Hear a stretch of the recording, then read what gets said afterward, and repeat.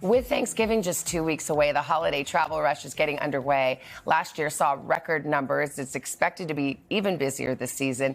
Delta telling NBC News this morning it expects more than 6 million passengers during just the Thanksgiving travel period. Safety is also going to be top of mind, of course, too. After recent runway close calls, Congress is holding a high-profile hearing on that very issue today. So joining us to talk about all of it, Ed Bastian, the CEO of Delta Airlines. Good morning. It's good to have you right here. Thanks for having me, Savannah. Well, let's talk about it. Thanksgiving is kind of the popular but dreaded travel time. You expect it to be busy. How are you preparing? Our goal is not to make it that dreaded, to make it something that actually you don't worry about. Our people are ready.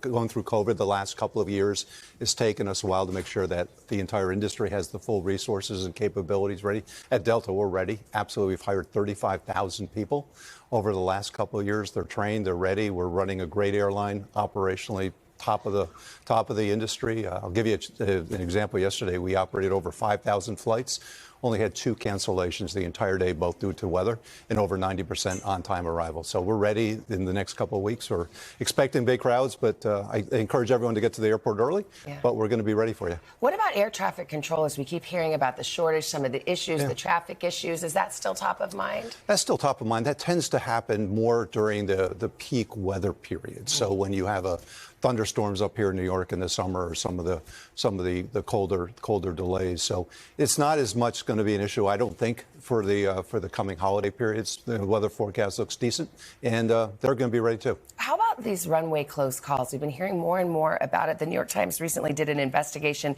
said on average these close calls have been happening multiple times a week. So, of course, we breathe a sigh of relief that there hasn't been a major incident, but Congress is going to hold a hearing. How concerned are you about this? And what do you see this as the cause? Well, safety is our #1 priority every day, every hour of every day. And I'm really proud of our team, not just the Delta team, but the entire industry's team. It is the safest form of transportation in the world, the U.S. aviation system.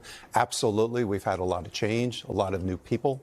The air traffic controllers have had some new folks, so I think it warrants the continued review of our safety management systems. Do you think that's why maybe there has been this more increasing incidents of these kinds of close calls? There's no question that you've had so many new people. They're close calls, but they're also, they're not turning into kind of the horrible, incidents that you've seen other parts of the world. So from our standpoint, we work on this every single day. We don't talk about safety because safety is our priority. We don't want you to be concerned with it because we're concerned with it every hour of the day. We have a unique vantage point as an industry leader. I always like to ask when I get a CEO in front of me about your view of the economy. Obviously, we've seen a GDP growth. Unemployment still remains low. Inflation is stubborn. Interest rates are holding for now, but high. How do you see the state of the economy right now? We've been asked that for the last 2 years. The consumer still continues to be relatively strong. A lot of people thought we were headed to recession. Yeah. This has been one of the more predicted and forecasted recessions of our lifetime, and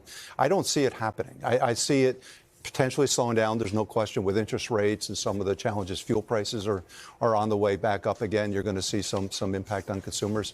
In our sector, the experience economy, it's going very well. And you just have to look at the restaurants. You have to look at the airports. You're going to look at the holiday travel season. People are out there investing in themselves, maybe not buying as many things, but in buying things that they can actually enjoy and share for the future. Unfortunately, we're on the eve of potentially another government shutdown. If you got the ears of Congress today, what would you tell lawmakers about this? We continue to encourage them to make certain they're putting the American public first, and reaching resolution is more important than any one political point. How does a shutdown affect you and affect the economy?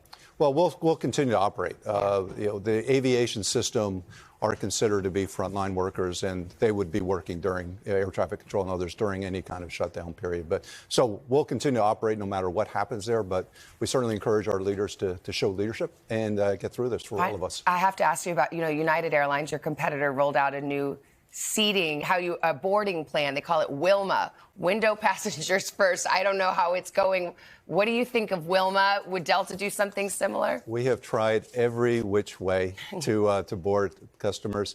I'll be honest with you. We have found that actually just boarding people and getting people moving through the plane is the fastest. But because every time you add another feature, it gets more complicated. So if they crack that nut better, we'll certainly copy them. But I don't have any view on that. All right. Thank you so much, Delta CEO Ed Bastian. Nice to have you right here. Thank you, Savannah. Thank you. And let's send it over to Al. You might try Fred rear exit door.